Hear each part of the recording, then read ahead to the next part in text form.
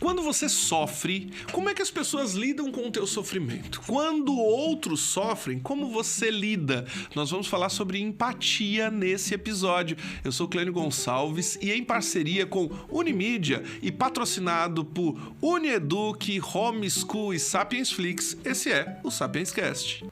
Respeitável público, chegou a hora das reflexões quentinhas no picadeiro da filosofia cotidiana. Está no ar Sapienscast, edição quase sábio. Quase, né? Quase sábio. E agora, diretamente do grão dourado das ideias. Meditações com cheiro de café, servidas especialmente pra você. Com ele, Clênio Gonçalves. Sou eu mesmo, tá? Então, bora lá. Sofrer a gente não escolhe, mas lidar com o sofrimento, a escolha é nossa. Eu queria então conversar hoje contigo e comigo também, como a gente lida com o sofrimento de alguém. E não só com o sofrimento, mas com os problemas, os impasses de pessoas que são diferentes com a gente.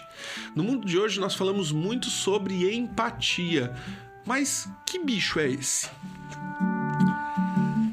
Falar sobre empatia, gente, é falar na capacidade do ser humano de se conectar com a dor do outro mesmo sem a necessidade de passar por aquela experiência.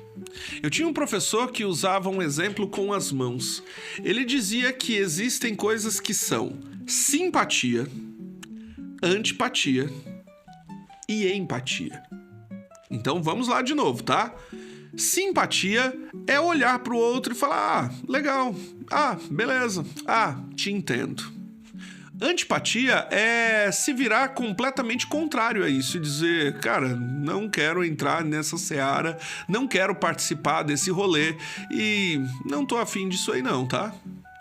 E empatia é absurdamente a gente ter a ousadia de descer até o chão que o outro está, se colocar interiormente no lugar do outro e tentar ter os mesmos sentimentos, mesmo sem passar pela mesma experiência. Quando alguém passa, por exemplo, por uma experiência de uma doença complexa, como câncer, empatia não é simplesmente desejar que o câncer passe para ti ou que você tenha a possibilidade de viver isso. Mas empatia é tentar minimizar a dor que o outro carrega e não consegue tirar de livre e espontânea vontade. Empatia é ousadia. É um desejo concreto, é uma arte de compreender o outro sem julgar. Quero fazer um adendo de uma notícia que me pegou de surpresa nesses últimos dias. Eu gosto muito de acompanhar na internet um programa de TV chamado A Praça é Nossa. Talvez você conheça e vai dizer assim: meu Deus, Clênio, que programa de velho. Pois é, eu adoro. E tem um humorista nesse programa que eu fui pego de surpresa, porque olhando as notícias na internet, eu vi que houve uma quebra de sigilo de um processo judicial dele, em que ele está sendo acusado de ter, acho que abusado, algo assim, em relação a uma criança, pelo que pude entender na notícia, sua filha. E ele fez um vídeo explicando, tentando dar a sua versão. É um humorista que eu particularmente gosto muito. E eu não estou nesse vídeo fazendo uma defesa e nem uma condenação. Mas o que me chamou a atenção foram os comentários que eu pude escutar da repercussão desse caso. É engraçado que quando nós vemos uma notícia um tanto complexa, atualmente, a nossa geração, e principalmente ligado às redes sociais, nós vamos nos tornando aos poucos, tá? Grandes julgadores da vida alheia. Depois que esse caso veio para a mídia, eu comecei a perceber que nós tínhamos dois lados. Grandes defensores do humorista que sequer querem saber o que aconteceu, e do outro lado, grandes defensores daqueles que estão ali julgando um monstro terrível. E eu fico pensando, qual a verdade por trás disso? Porque, embora a justiça tenha suas instâncias, ele ganhou na primeira instância, Parece que foi acusado na segunda instância, mas ainda recorre daqui, puxa dali.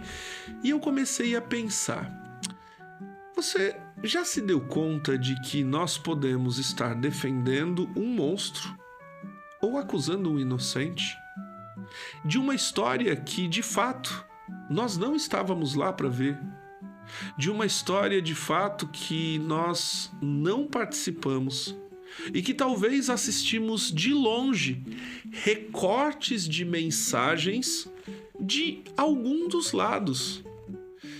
No mundo de hoje, parece que nós estamos perdendo a sensibilidade do equilíbrio. Ou somos ofensivos, ou somos negligentes. E, infelizmente, de coisas que às vezes nem competem ao nosso julgamento. Eu me recordo também uma notícia já um tanto passada. Quando o Papa Bento XVI pediu renúncia da sua função de Papa, parece que multiplicou-se na internet verdadeiros vaticanistas que sabiam de tudo, comentavam sobre tudo e eram exímios conhecedores. Quando o Papa Francisco faleceu, nós tínhamos de novo uma volta desses vaticanistas, que no fundo só faziam comentários aleatórios com pouquíssimo conhecimento daquilo que de fato estava acontecendo. Hoje eu percebo que depois de notícias na internet ou um post no Instagram, a gente tem milhões e milhões de comentários entre defensores e acusadores. E isso não é sobre empatia, não é sobre se colocar no lugar do outro. Está mais ligado a julgamento do que de fato a misericórdia, a acolhimento, a compreensão. Eu não quero falar a respeito das motivações do Papa Bento e sequer falar sobre as motivações de verdade ou inverdade da situação daquele humorista. Mas eu quero falar na forma com que nós nos posicionamos. Eu gosto muito de uma filósofa chamada Edith Stein. Ela vai falar muito sobre a fenomenologia da empatia. E o que é isso? É quase na sua tese, na sua obra principal, ela fala sobre o problema da empatia e vai falar argumentando que empatia não pode ser apenas um sentimento, mas uma forma de percepção direta da experiência do outro. Ela vai propor que, através da empatia, a gente consegue quase que acessar a consciência do outro sem precisar sentir e só sentir o que o outro sentiu. Ela vai falar sobre o fenômeno e ela vai falar sobre a necessidade de nos colocar ali. E eu sempre gosto de dizer que quando a gente vê alguém sofrendo, a gente tende a defender. Mas empatia não se trata só de defesa. Empatia se trata de cuidado. Quando nós falamos dessa filósofa, da Edith Stein, falando da fenomenologia, inspirada no seu professor Russell, por exemplo, tá? Ela vai falar sobre o cuidado de observarmos de verdade o fenômeno, a consciência, e não só o sentimento. É fácil olhar uma situação e julgar a partir daquilo que sentimos, porque basta ver uma criança sofrendo que o nosso coração vai se comover. Mas lembra que comoção é simpatia. Comoção não é empatia. Quando a gente se comove com alguma situação e tende a defender, nós estamos mais ligados ao julgar do que, de fato, ao se colocar naquele lugar. Já pensou, no caso desse humorista, se ele for de fato inocente? Como é pesado você ser julgado por algo que você não fez? Ou, por outro lado, se ele for de fato o monstro que é pintado pela outra parte, como é que a vítima, a criança, passou ou irá passar por esta situação? Tempos atrás, e há um bom tempo atrás, eu vi um grupo religioso condenando uma situação de uma menina que foi violentada. E às vezes eu ficava pensando, no meio de todo aquele turbilhão, o que aquela criança sentia de verdade. Entre bandeiras do aborto é permitido e aborto é proibido, havia um ser humano, na verdade 2, que precisavam de cuidados. Se você pedir a minha opinião, obviamente eu sou completamente contrário a qualquer condição de aborto. Completamente contrário.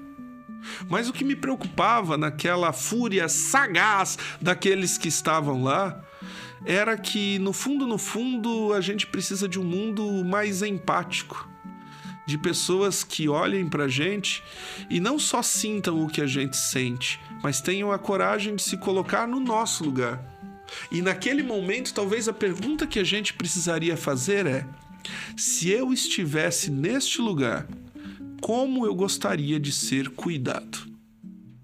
É assim que eu gostaria de usar o nosso manual da vida e te convidar a olhar para um texto muito simples do Evangelho de Lucas, capítulo 10, de 25 a 37. O texto do bom samaritano. Empatia não é ter dó. Empatia é verdadeiramente ter misericórdia. O bom samaritano, como nós conhecemos esse texto, é a história de um homem que estava caminhando pela estrada e acabou sendo pego por bandidos que o deixou jogado na estrada de qualquer jeito. Passou ali um doutor da lei, passou ali um sacerdote judaico, passaram ali pessoas conhecedores do bem, da justiça e da ordem. Sentiram, talvez, a dor daquele que estava jogado no chão, mas não tiveram a coragem de fazer nada. Passou também ali um samaritano que nem deveria se preocupar, porque o problema não é dele. Empatia é sobre isso, é se importar com um problema que não é seu. Ele vai lá e o primeiro passo é tentar curar as feridas. Quando ele não consegue, ele desce do seu animal, do seu cavalo, da sua mulinha, do seu jumento e coloca a pessoa ali. Leva até a hospedaria e pede para cuidar dela. Ele já tinha condições naquele momento. Então, ele trata aquele que estava lá como ele gostaria de ser tratado se por acaso aquilo acontecesse com ele. Hoje, de verdade, eu quero falar contigo. Quantas pessoas em situações de rua você passou que você nem enxergou hoje? No seu caminho de casa até o seu trabalho, até a sua escola, até a sua igreja, quantos moradores em situação de rua você encontrou? A quantos você fechou os olhos? Ou talvez a quantos você disse assim: é um vagabundo, tem emprego de sobra, tá no semáforo porque quer? É sobre isso que nós falamos no episódio de hoje. Não sobre julgamento, não sobre sentimento, mas sobre consciência. Às vezes, aquele que está no semáforo pedindo comida teria força para o trabalho, mas talvez passou por uma experiência tão terrível que ainda não sabe disso de fato. É um malandro! Talvez não é sobre o julgar, nem sobre o sentir. Talvez seja verdadeiramente estarmos atentos, como diz Edith Stein, ao fenômeno. Como você gostaria de ser acolhido se estivesse passando por algo assim? Falamos sobre empatia quando lidamos com alguém com depressão.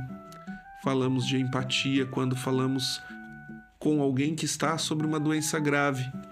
Mas também falamos de empatia com quem vive do nosso lado todos os dias. Talvez você chegou do trabalho cansado ontem e a sua esposa ou seu marido não teve a ousadia de te perguntar assim: como foi seu dia, meu amor? Empatia não é só sobre as grandes coisas. Empatia também está e deve ser pautado sobre os pequenos atos. que a gente tenha a coragem de ser mais empático, de julgar menos, de observar o fenômeno e de construir um mundo ainda melhor. Um beijo no seu coração, até o nosso próximo encontro. E tudo que eu te desejo é que na vida você encontre pessoas que tenham empatia contigo, mas que você também tenha a ousadia de ser empático com alguém. A gente pode comentar menos, julgar menos e amar mais. Talvez o mundo precisa mais do seu amor e da sua empatia do que da sua opinião. Um forte abraço, sobre patrocínio de Unimídia, Unieduc, de Homeschool e Sapiensflix. Este foi o Sapienscast de hoje. Tchau, tchau. Acabou de assistir o Sapienscast? Não para não, tá? Tem uma oferta importante para você. Nós podemos estudar Bíblia juntos. Você quer aprender mais sobre a Sagrada Escritura? Venha para Sapiensflix, o estudo da Palavra de Deus. Tem um curso gratuito esperando por você de introdução à Bíblia. Então, na bio ou aqui no link abaixo, você vai saber como se inscrever, tá? Vem com a gente, um curso imperdível. Vem!